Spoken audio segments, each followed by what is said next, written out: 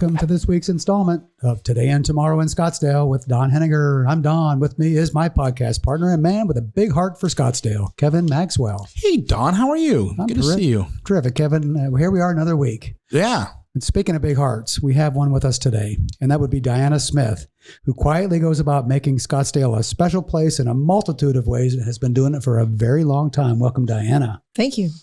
In fact, Diana has been a behind-the-scenes leader in Scottsdale for decades. From her support of Scottsdale leadership, she's a graduate of Class 3, believe it or not. And we came a little bit after that. Kevin, I think, is 29. I'm 32. Yep. So we share the common goal for supporting Scottsdale leadership. But Diana is also a founder of a Scottsdale newspaper, which I can't wait to talk about with her regarding that, being a former newspaper publisher. Right. Not to mention all the support that Diana has done for our city's history, for arts and theater. And, the fact is, peek behind the curtain of just about any institution in our city, and you're likely to see Diana sitting there. The Smiths are my favorite people. It's some of my favorite people in Scottsdale. Absolutely. So, Diana, we have a lot to talk about today. But before we get into all of that good stuff, why don't you talk a little bit about your background? Because I understand you're a Minnesota native. And how did your life's journey lead you to Scottsdale? Oh, dear. Long time. Long, many miles. Actually, my mom went home to have me during the war. My dad was he was stationed overseas, and she went home. So the only reason I ended up in Minnesota was precisely that. Okay. From there, I've lived in many different states. Wisconsin, New York, a couple of times, Washington, D.C., Texas, North Carolina, Tennessee, Wow. Indiana, Illinois, California. Arizona is the longest place of any of them. I arrived here in 1986, and I wouldn't even fly over certain states, and I won't mention them for fear that I might land there again. We could probably guess what they are. Yeah. I didn't mention that state either. So 1986, that doesn't sound that long ago, really, because I got here in 88. So I was in 82. Yeah, were you? Yeah. First arrived, but you would have been easier probably naming the state you have not lived in. Well, no, that doesn't make sense. I'm not sure I can remember all the other 50. I'm amazed that you remembered all of those. That was a long list. I had no idea I lived in so many different states. Yeah. And now you're here to stay, right? Absolutely. So we don't want to go in anymore. Yeah, I don't want to shovel snow. They're doing it up in Flag today. The Flag. I'd like to, just, as long as it's a couple hours away, I'm fine with that too. I'd love to start talking about your experience as the founder of the Scottsdale Airpark News. Actually, I wasn't the founder. You weren't the founder. I thought you were. Okay. No, there was this little 4-page newsletter that was on the market. And the Scottsdale Airpark News was actually founded by a guy named David Hallstrom, who went to a publisher of another magazine and said, why don't you do something about, embracing the air park? Brand new, nobody knows how to get around from the east side to the west side. There was really barely a road on the north side called Bell Road, which really was today Frank Lloyd Wright Boulevard. Right. And the guy's name was Kent Leach. He said, okay.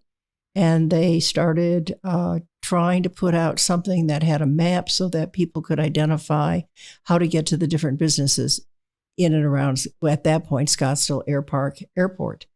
And then he, for whatever reason, sold his other publication. Kent sold the other publications and then said, I never asked him. I think he, on a whim, put this on the market.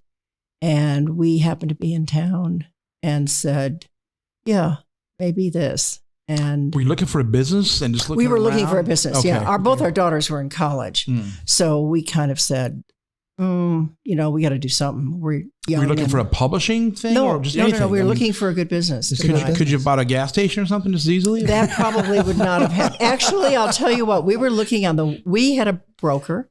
We were looking on the west side of town, and we almost bought a business that sold batteries. Car batteries, not knowing, of course, that if you're from Arizona now, every 2 years you just change your battery and you don't even talk about it. You just do it. Yeah. Back in the day, and since I go back in the newspaper days as a publisher too, probably when you bought the Airport News, it was a heck of a business because newspaper margins back in those days were huge. 35% margins was normal for the industry. Really? Not that case today, obviously. But the Airport News is still going strong. I see it every week and still has that map in the back too, so we know how to get around. Yeah, that's exactly what. And so we started. I realized that there was so much more going on there than just a map, and it was a great run. It was just absolutely great run. We bought it. We were still typesetting. Old-fashioned. Yes. Wow. Desktop publishing had not been really invented then. I remember those days. So we realized that from typeset we had to go desktop. And was it a weekly then as well? No, it was always a monthly. It was a monthly. Is it a monthly now? But it was 12 months a year. Some of the magazines in town were only doing 10. That's right. And we said, no, we're going to do 12, even when summers were light. And one of my daughters who graduated, by this time had graduated from college, we said, why don't you come to work for us and get us on desktop, which she did. And she did. And and so we slowly transitioned from that over to desktop. And when I sold it, it was all going digital. I mean, truly air, cloud. Mm-hmm. Today would be called cloud. Cut and paste on my desk back in the days. I had a jar of glue and a pair of scissors, and that was cut and paste back in the days. Is that right? Yeah, no kidding. Yep. And that's what you would set up for copy to send back to the typesetters, and then would put it so that the machines could start rolling and putting the presses together. Yes. Back that far, you remember that too, probably. Oh, sure. Yeah. Glue and scissors, man. So what were you cutting from? Stories. So you'd have a story in, but that was getting ready to be typeset. Yeah. And you'd cut paragraphs out and rearrange them and paste them back on. It was a literal cut like you do now on the computer, where you might move paragraphs around by cutting and paste them. Yeah. Same thing. Except you were using scissors. Yeah, you were using scissors and glue. Mm-hmm. Right. And so who would you give it to then? Typesetters. And then what the typesetters do? They type the copy of what you give them after it's been edited with editing marks and cuts and pastes and all the rest, and they set the types up to set the printer up. Those are the hard typesets, right? Yep. Yep. Okay. Yep. Wasn't that long ago. No, it wasn't really. Well, actually, maybe it was, but well, it was like 80s. Yeah. Well, by 1992, I'm going to say we were pretty much desktop. I was at the Phoenix Gazette at that time before it became the Arizona Republic, and we were still doing that up until about 1990 or so. So when the digital came in, it came in fairly quickly, but some would say maybe not fast enough for the way the state of the industry is today. Yeah. There was a toss up too whether Apple was going to do it better than IBM, which way to go, because once you committed, expensive equipment, miserably expensive equipment, exactly, right. And you had to retrain people. Mm-hmm. So let's talk a little bit about Scottsdale leadership. We all have a vested interest in supporting that, and you were one of the early birds in there. But talk a lot about your support for Scottsdale leadership, what it's meant to our community, and then let's talk a little bit about leadership in the city today. Scottsdale leadership just with the core group of Dr. Decabooter, David Hallstrom, with Gary Shapiro. Yes. Yeah. And David Hallstrom, because the chamber was behind it, but Gary and also the core, Leslie at the chamber. Yeah, Leslie, sure. These, and Martha Green, they massaged it and worked it. And as you know, that first class was appointed. They were asked to serve. And from there, it took off. Martha did an incredibly wonderful job. And classes were about 30 at the time. Mm-hmm. We were really the first 6 classes were pretty close because we stayed in touch. And there were, and it was a varied age group. It was a varied backgrounds. Rural Metro at that time was a big supporter. Honor Health was also a big supporter. And they offered Scottsdale Insurance, go way back, the PCS. I remember them too. They were, some of the companies were they supported it. They contributed to it. I don't mean just financially, but also the leadership. Mm-hmm. and encouraged it. And the Arizona Scottsdale Progress also remember them too. Was a big supporter. Exactly. It's been an institution in our city. It's made a big difference. Talk about some of the leaders that you've encountered over the years that you really admire. Oh, it goes everywhere from the Dr. Shamadan over Art Nelson, Dr. Nelson. You're talking Tancredi at Mayo. Just there were the leaders were there. They were behind it. Herb Drinkwater, the council came to the leadership events. They believed that this was an important part of our city, and these leaders were important. We had Scottsdale Arts was always there. The Foundation for the Handicap, which is now STARS, was always there. And these people sent, the YMCA was a large, they sent their top people to be in the classes, and then provided the space for us to meet and helped with the programs. It's really a community investment in grooming future leaders, wasn't it? Exactly. So when you think of leadership in the city today, and we don't need to name names or anything, but what are some of the challenges that you see to good leadership in our city today? Somebody to carry the banner on the important issues that are really essential to making our city what it should be. Kevin and I talk a lot about that, the leadership in the city, and looking for people that really have visions for where this city is, not so much 1 or 2 years from now, but what does the city look like 5 or 10 years from now? And sometimes we come up short with a lot of discussion that focuses on a longer term vision for what our city is supposed to be. I think you nailed it. Something that's absolutely key. Because I had Scottsdale Harbor News, I would go to all the council meetings. I went to all the planning commission meetings. And what we ended up with is a council that had the long-term vision. When in 1986, there was no Phoenix Open in town. Remember? Mm-hmm. There was no All Arabian in town. That's right. It had been, but it went away. Yeah. You had a couple of guys named Renee Wendell, councilman, and Howie Kime, and they rode some dirt out there along the canal and envisioned Westworld and where the Arabian is today. And of course, the Barrett Jackson. Mm-hmm. You add the Phoenix Open, Bill Walton, and, some vision from the TPC and just an idea. And there were some major players in there. There's a lot of stories behind the scene that were very important to making the Phoenix Open and the entire space that's there important to Scottsdale, because Goldwater and the Thunderbirds they needed a bigger space. I think the of course Parada del Sol, the rodeo, that all was provided out there at Westworld. We were able to bring the rodeo back into really a space here. So, but those ideas were bold decisions by council. They made some of our major tourist attractions today. We'll talk about the preserve. Preserve part of that too, right? Well, the preserve is part of it, but I'm thinking just, seriously what we're doing in terms of the Museum of the West. Mm-hmm. Just having that amenity here. And there are a lot of other amenities that have been built too, but those are bold decisions, and they're hard decisions. Is it hard to see people doing that kind of leadership, that foresight now? Do you see people still doing that? I mean, we're all benefiting from the vision that people had 20, 30 years ago.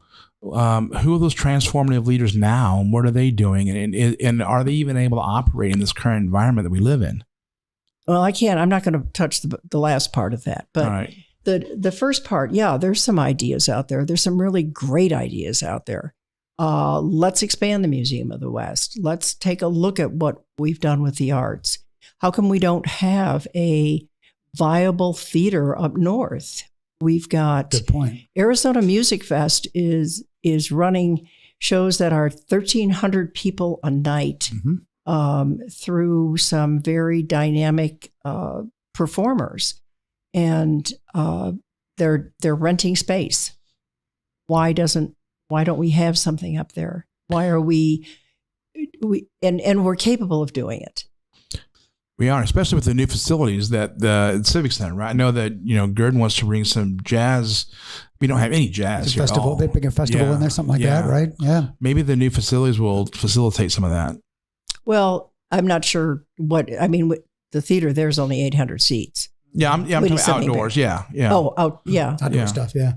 Part of the problem, I think, and maybe this ties in a little bit, just the anti-change sentiment sometimes that we run into. Oftentimes we end up talking about that as it relates to growth and development issues, and don't build this, don't build that. But at some point in there's got to be some space for visionary things that lead to major changes in our city that will have long-term benefits for us.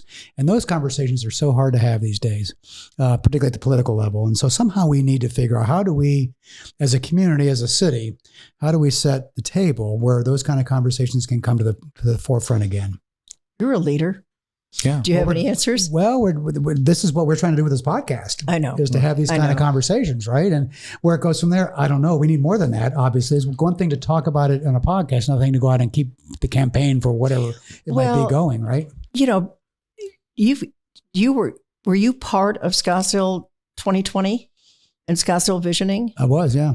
And those were very viable conversations that went on. And no, people didn't always agree, but they at least communicated. And out of that emerged some very strong and dynamic ideas, or at least directions.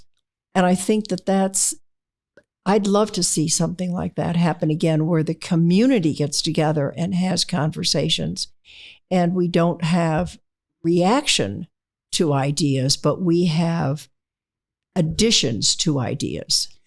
I would love to figure out a way to do that. Maybe that's something we can put on. We'll put our thinking caps on, Kevin. Maybe we can sort of lead a movement that way. But wouldn't it be nice just to set up a forum where we want to talk about what we can do, and leave what we can't do off the table? Just do what we can do, and then get to the can't later on. But what can we do to envision our city of the future? That kind of conversation needs to happen. And I think you've got some key people in the city that could be pulled in to enjoy that. And I don't think they have to be, they don't have to start with elected officials or anybody who's ever been an elected official. Let's get the other citizens there who have reason to want a better city. That in turn will affect what the elected officials do in terms of what they're hearing from the residents, right? So that has that overall effect too. Part of what I think is a challenge for Scottsdale is a lot of people are complacent here. It's such a good place to live. Everything works. Everything's done on time. It's beautiful. We live in paradise. So it's hard to really get instigated, to get motivated or whatever, to go up and advocate for change. But we need more of that happening. I think you've got a lot of people that are committed to Scottsdale. This is an amazing city. Look at the number, the quantity of volunteers that we have in this community. I'm talking about the auxiliary at the hospital. I'm talking about Friends of the Library. I'm talking about the Historical Society. Mm-hmm. I'm talking about these organizations have been here for a long time. They've got boards of directors that function together and make improvements in what's being offered. I think you've got, and these are not paid positions. Right. These are truly volunteers that are out there. And we've got Paiute Center, volunteers. We've got Vista del Camino, volunteers. We've got, the fire department helps coordinate, but those are volunteers that are out there also helping to create the product that the fire department is willing to facilitate. We've got an amazing group of volunteers in this city. I'm talking about volunteers that some people don't even know about. Yep, you're right. We've got planes flying out of Scottsdale Airport, private, but these people are not flying on vacation. They are flying medical organs to save somebody somewhere in the country, and they're paying it out of their own pocket. There are people, those volunteers also that are save and rescue that are out there up in the mountains. Yep. Getting the hikers that, we've got a lot of volunteers that we should be so proud of and so celebrate all the time. Got an amazing city. And that's, again, what we try to talk about in this podcast and the other things we do. We've got so many positive things happening here. Sometimes that doesn't get so much attention. I agree. So we got to figure out. That's why Don and I were talking this a minute ago. We're 80 episodes into this podcast right now, and we were thinking about who we're going to have on in the next 2 months, and we haven't had anybody on twice, and we're not even getting close to running out of opportunities to talk about having peoples like you, Diana, who can come on the show and talk about positive, Scottsdale in a positive light. We've got a plethora of people that we can talk about, and it's just a lot of fun. I don't see us needing to have a repeat performance for a long time because there's so many people out there that we haven't gotten to yet. But you keep promising to bring people back. At the end of every show, you say, we're going to have you on again soon. Because we can't get enough of them. I know it. That's the problem. We go for half an hour and then we say, we got so much more to talk about. So at some point, maybe we do need to kind of have some sequels or whatever. But that's a good point. Sequels to the podcast. Here's something to talk about because you're a big, passionate supporter of our history. And it's a balance sometimes to look at ways that we can preserve all of our historical heritage and still pave the way for a new future. But talk a little bit about your involvement with Scottsdale's history. And Arizona's history too. You're part of the Arizona History Makers. You're on that board for that. And they're having a big gala coming up with, I think, a dozen people that are remarkable Arizonans, not just Scottsdalians, but remarkable Arizonans. Sure. So you've got real good heritage roots, but at the same time, you can see a way to balance that so you can also have a vision of change for the future too. Well, all these people have made such a difference to all of us. They've made our life better one way or another. And I'm looking at, the Scottsdale Past Presidents Chamber, the Chamber of Commerce, past presidents of the Chamber, are going to be honoring 4 individuals and the Scottsdale Airport, as well as a nonprofit coming up in May. Yep. And those 4 individuals just represent, like so many others we've honored over the past several years, people who've truly made a difference. And they've impacted us. We may not even realize it, but they've all impacted us in a way that is very positive. You're talking about Arizona History Makers. That's an organization working with the Arizona Historical Society. We're doing 10. And these people are everyone from a Denise Resnick, who is very instrumental in making autism a really upfront named and understood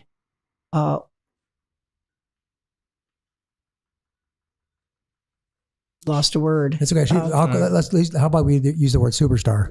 She's a superstar. She is a superstar. Thank you. I think that the Mrs. Elizabeth White, who has had the Golden Rule Cafe. That's right. She just turned 100 years old. Did she really? And she is, her grandson has started Lolo's Chicken. So now we've got another whole generation. That's right. And Lolo's is right down there on Scottsdale Road. And basically Osborne, Earl and Osborne. Mm-hmm. Here's a family that has been committed to making a difference in the lives of Arizona residents. And also the disenfranchised for a long time. Sure. Long time. And she's a pastor. She truly believes in the golden rule. But we're honoring 2 outstanding physicians from TGen, Dr. Trent and Dr. Von Hoff. Dr. Von Hoff is responsible for some of the most advanced and currently used drugs in handling pancreatic cancer. Really? Advanced stages of pancreatic cancer. Dr. Trent's from Arizona, and he's with TGen. He also has been instrumental in making TGen a very important medical research facility here in Arizona. It just celebrated 20 years. Put Arizona on the biosciences map when we It brought him did. here. Sure did. Yeah. And we may cure cancer here in Arizona someday. Wouldn't that be Maybe great? it's happening right All here. right, You know, yes. that may happen right here in our backyard. And they're involved with Honor Health, so Mhm. there's a real synergy with these medical facilities working together. We're honoring Frank Barrios, certainly well known in the past for water. I know, Don, you probably even interviewed him on occasion. But he also has written a couple of books about the Mexican-American Phoenix people here and also St. Vincent de Paul Phoenix. We're honoring President Michael Crow. We have Terry Goddard, There you go. who has done an amazing job reaching out and involving citizens in government. And here's a name that's on that list too that we should talk to, some Dolan Ellis, right? Dylan Ellis. That might be fun. He would love it. Wouldn't that be cool? Yeah, he's been state balladeer for 55 years. Right. And then the Ira Fulton and the Fulton family and their contribution, certainly the fact that they have been major behind education and the Teachers College and the engineering school down at ASU. Let's take it back to Scottsdale. Talk about the Little Red Schoolhouse. Was just reopened because you and I have talked about that a little bit in the past, and we wanted to shine a light on that for sure too. But talk about that's a pretty cool deal. Now it's a brand new face that's just opened a couple of weeks ago. It did, yes. Very exciting. Here's an example of a board of directors that got together and said, we need to do something special within the schoolhouse. And so they took everything out. Of course, the construction was going on Civic Center at the time, but they took everything out of the schoolhouse and they painted the walls and rearranged all kinds of ideas in terms of exhibits, took down some walls. I don't know if you noticed have you gone over? I've not gone back since it's open. No. Yeah, It's on my list. You'll have to go find the walls that are gone. Yeah. But anyway, but the board is an amazing board. Here's a group of people, and each one said, "Oh, well, this needs to be done," and somebody said, "I'll do it." And they stepped up, and we met as a group via Zoom. This was all done over Zoom. All right. And we rewrote all of the copy and grabbed all the pictures. And, Bob Fowler has been, digitizing pictures over there for a long time, along with help with the library, the Scottsdale Public Library. So you've got to go over and just take a look at what our city's all about and how far it's come. But it starts with Winfield Scott, of course. Mm-hmm. But it goes on to show what arts has done for this community, what the agriculture, the ranching, and also the schools, how important schools have been for Scottsdale. I love it. It's right in the doorstep of the new Civic Center too. That's right. So it's all going to come together in a brand new way. It's all spruced up, and can't wait for that all to be finalized in the next couple of months. It'll be exciting. Yeah, it sure will.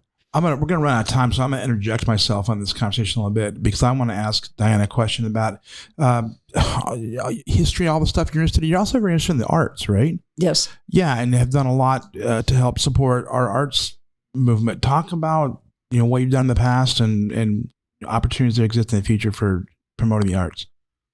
Well, the opportunities to promote the arts include everybody out there that's listening to this.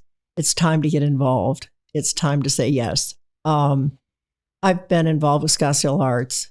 I was on the board a number of years through ups and downs, and I was part of the board when they built the Contemporary Art Museum, and have seen that grown and just flourish. Been part of it since they redid the theater, and we're redoing. They're going to be redoing Stage 2 and some other exciting things that are going to happen. I'm on the board of the Frank Lloyd Wright Foundation, and for a very good reason. Here's an organization, not just an organization, but an entity, a very, very important national historic site, world site, that we draw over 100,000 people a year on tours out there. And if you've not been on a tour, happy to. Of Taliesin? Yeah, let us know. Yeah, Taliesin West. Well, we had Stuart Graff on here. Stuart was one of our. I used to be on. They used to have a business advisory board. I was on that Right. for a while. Good. Yeah. Good. I love it out there. It's great. So anyway, we've automated the tours, so you can sign up for personal ones, group tours, or you can sign up with just an audio tour, headphones like you're wearing now. Right. And we're doing some other things with lectures. Southwest Shakespeare performs out there, which is a fun night to go sit in the theater and watch them on stage. It's good. It's good entertainment, and it's easy. Serve with the people at Arizona Music Fest, bringing over 30 productions a year into Scottsdale. And the two highlights about Arizona Music Fest is that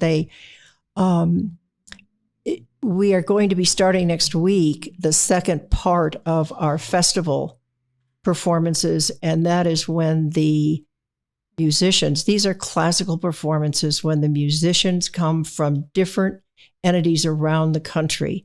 So it might be the top trombonist from the Boston Symphony, and it might be the celloist from the LA Symphony, and it might be somebody from Chicago who knows how to play the drums better than anybody else. And they when are these? Where are they going to be highlighted at? Where are they going to see this? Usually at Casa de really? Cristo. Yes. Mm-hmm.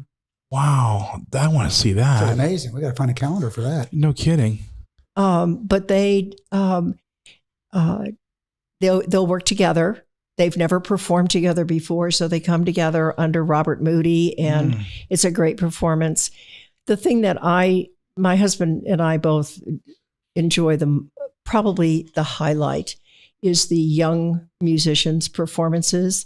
Those happen at MIM, the Musical Instrument Museum, 3 times a year. There's one coming up in March, and they go through a vetting process, and then they actually, as young students, young musicians, come on stage and actually perform. And when you see a 7-year-old little girl come out with a violin that fits her size and perform, if you close your eyes, you would never guess that she's 7 years old. It is so heartwarming to know that this music is going to continue with students like that. So the Scottsdale Philharmonic, are you just a fan and support that, or Sure. you're not on their board, are you? No. Okay, but I know that you support that organization, right? Yeah. Okay. Yes. What another treasure we have in Scottsdale. I mean, free concerts, and they're really, really good. Yep. Right. And Scottsdale Arts is going to start the outdoor Sunday concerts again. Oh, okay. Yeah. They're coming I up in saw March. So grab your calendar and come on Sunday afternoon. So Don, I like to play a game with our guests sometimes. How many boards are you on? Oh gosh, I don't know. You don't even know? No. But I can't Could count. you really? No. It's not important. It's not important. It's truly not important. What's important is the work getting done, and are we making progress? And Right. is something happening that's better? That's great, because Don's on boards, I'm on board, you're on boards, and a lot of our guests are on boards. Because we're involved and we care, right? Yeah, we are. Right. But Diana's on some really big boards. Yeah, So she she's is, like, I know. yeah, you are. You're on some big boards that are really moving the needle. I mean, we're involved in some stuff that on the community level, and it's great what we do, and we're all real proud of the work we do. But you're on some serious boards. Kevin, I'm a lot older than you are too. So Hey, keep going though. That's what we need, right? Yeah. And set the stage for us. Let us follow in the footsteps, and we're all in it together. be happy to talk to you That's about for it. sure. Any other questions for Diana before we get into your analytics? Talk about this all day long. This is one of those cases where we have to have her back on when we start our sequel program. That's right. That's right. Hold on. Are you gonna dig up an analytics for us this week? I got a little something. It's not really Scottsdale based, so I know Okay. that I try to do that, but there's so many things that have caught my eye recently Yeah. that are interesting that I just wanted to chat about. And Don, when you were a youngster living in Pittsburgh, when you lose a teeth, did the tooth fairy come visit your house? Yeah, absolutely. What were you getting for molars back then? About a quarter. That's what I got. I remember about a quarter. 25 cents. Yeah. Compensating children for losing their teeth getting pretty expensive. Inflation's gone up.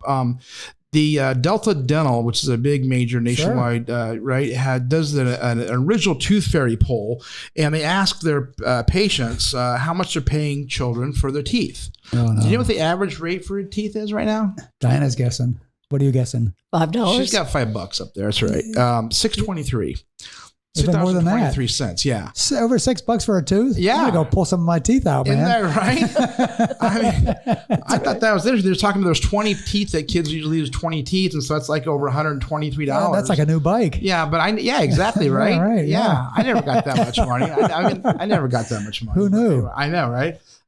Given that children lose 20 of their milk teeth, parents on the average are paying up to $124.60. In context, in 1998, when the tooth was awarded just $1.30 on average, making a full mouth was worth $26. No kidding. Yeah. It's interesting. Delta Dental did that because they're an insurance company. Yeah. They probably don't want to pay insurance to the tooth fairy. No, probably not. Yeah, they're not covered. Probably not in your premiums. Yeah, it's not covered. I thought that was interesting that inflation's really affecting everybody, including the tooth fairy has jacked up the rates. You should think about the next time you open your mouth. Your mouth's a lot. You better protect your mouth and keep it shut, right? Yeah, but did you? I remember losing a tooth or two, but I don't think I got 20 teeth under my pillow. I don't think I did 20 teeth either. Yeah. I had a couple wisdom teeth pulled, but that was on purpose. Yeah, right? Yeah. I didn't get paid for that. No, you paid somebody for that. Exactly right. Right. Yeah. Wow. Yeah. Inflation hits. Yeah. I was talking to somebody yesterday with the dentist, and they said that the dentist said, "Oh, well, I have good news for you. I don't have to get the drill out once again with you." And I'm like, that's not what my dentist says. My dentist said they open my mouth and look, and they're like, I think I need to buy a new boat. Right? Ding, ding. Cash register's ringing, isn't it? Here we come. Another weekend activity. Yeah. So that was my little That's segment. good. I love it. That's fantastic. Yeah. Hey, what a great segment. Diana, thank you so much for being with us today. And thank you for all that you've done and continue to do to make Scottsdale and Arizona shine. And thanks to all of you for listening today. We look forward to being back with you again for our next edition of Today and Tomorrow in Scottsdale.